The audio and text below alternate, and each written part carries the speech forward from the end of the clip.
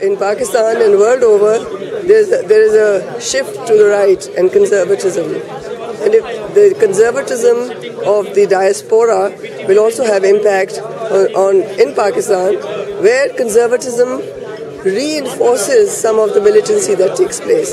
So that's the worry.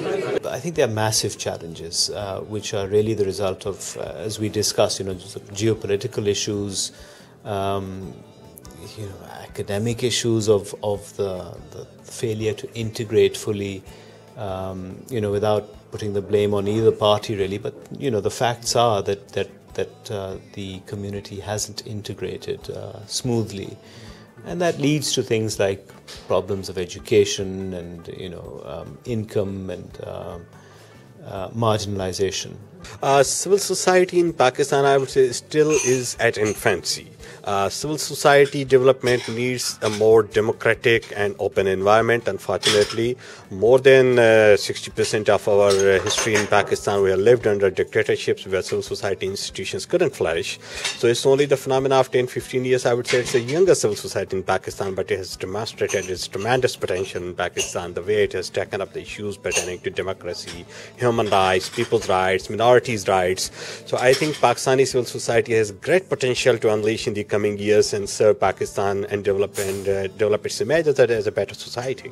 That people everywhere are the same, that my best friends are Jews, Christians, people from all religions. What matters most to me is that they be good human beings, and we relate to each other at a very personal level. So I think if this awareness grows amongst people, that it's governments, it's militaries, it's certain establishments that benefit from dividing people, and that people all over the world are really the same.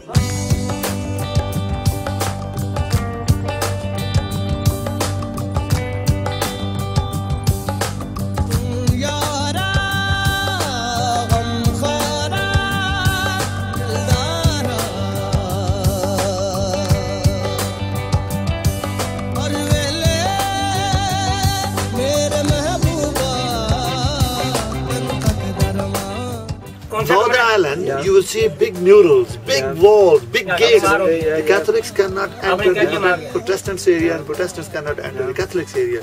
And they were killing each other. When the community of Northern Ireland, they took the responsibility, they took the ownership, they took the matters in their own hand, that their innocent children and their parents, their women, their men were being killed. When they took the ownership, they found a solution to that.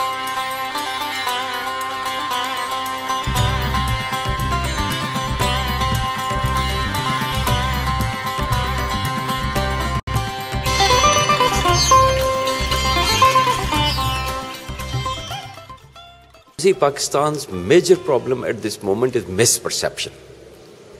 Misperception of the world. I don't say Western world, Eastern world, A, B, C, D. Misperception. Misperception about Pakistan is that there is terrorism in it, there are all the countries terrorists, and there is no government, and so on and so forth. And the biggest victims of that misperception are our own diaspora community, our own people living abroad, because they have hopes in us. They have hopes in the country. They listen to bad things and bad news from our country, and they get disappointed. The biggest challenge for us is to remove that misperception. British Pakistanis and the elder generations, they went to Britain when Pakistan was maybe very different from how it looks like today. And somehow things have, for them, it's all frozen. They think that nothing has changed. The attitudes, the progress, the enlightenment, arts, culture, they think that things are standing still in Pakistan. So if groups like Ajoka and dancers and musicians, they are enabled to reach out to the diaspora, especially the younger generation, and give them a first-hand experience of what's happening in Pakistan. There is much more happening in Pakistan than killings and suicide bombings and martial laws. I think, of course, they are sending all this money to their relatives, their chachas, their son, their nephews. But on the other hand, small amount of money, which have some value in United Kingdom, that can be of huge value in our country. So if they can fix up small amount of money to promote this kind of interfaith dialogue and relationship between different people, that can be of great, good help. I think it's good to understand each other's culture also, because the things which are here, they are different from the things which are happening there. Then the mindset is also different, So the first thing, I think, to my understanding, is understanding each other. If somebody asks a certain question, what is the reason behind that asking question? And then you're able to tell. So I think each and everyone needs to understand that everybody is not bad everywhere. So there is a small pocket of people who may not be very good in that, just wanting to get their own interest, they're just doing it. So I will say the people who are from Pakistan living in UK, they need to understand their culture, but not losing their own identity as Pakistanis.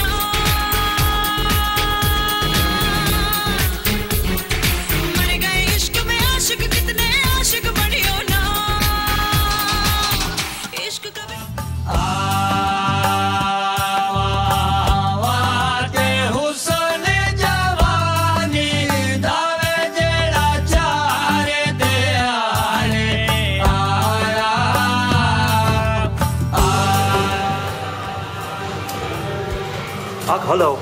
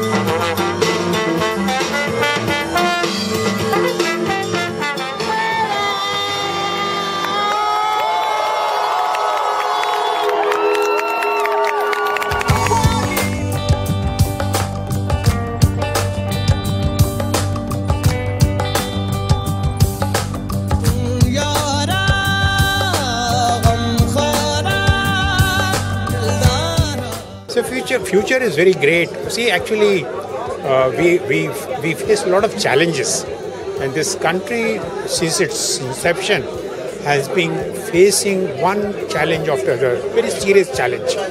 And it is the nation itself is a resilient nation. Of a thriving, just, equitable society where women and men live in peace and harmony, and there are synergies with each other.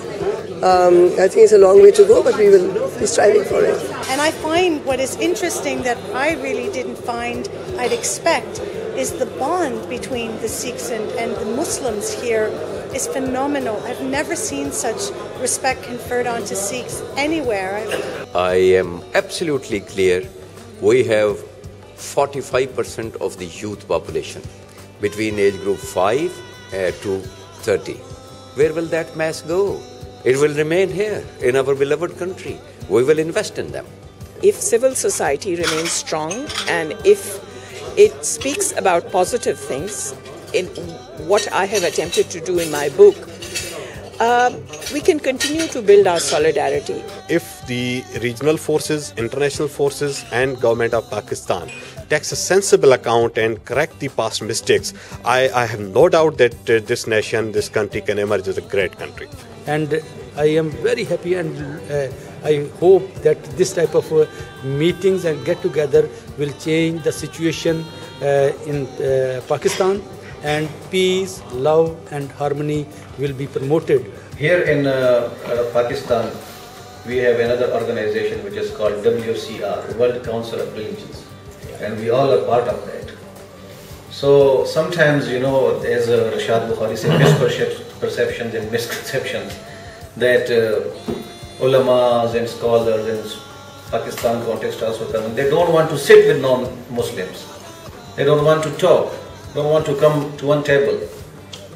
But since so many years we are working in WCR, where we have Christian community and other things, and we have arranged so many seminars here and outside the country. And we think this community can share these common values with the Pakistani community, and our community can learn these things from the UK Pakistanis.